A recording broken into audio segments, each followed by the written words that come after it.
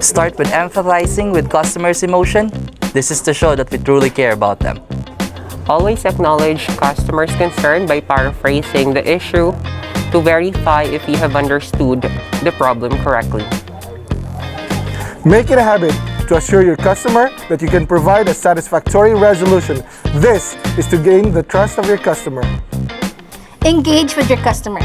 Build rapport and provide updates as to what you are doing to minimize the awkward silence. Leave a lasting impression. Provide a brief summary. You do a recap not only to remind them about the things done on the account, but also to remind them of how you've helped them with their concerns.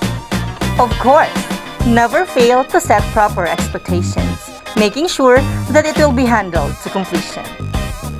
Educate the customers on self-service options that they can utilize for future use, empowering the customers on what they can do. And lastly, do not forget to do a self-log to test the satisfaction of the customer for the resolution provided, for you to receive a feedback of what the customer thinks about the conclusion of the call. Good job. You did what I instructed.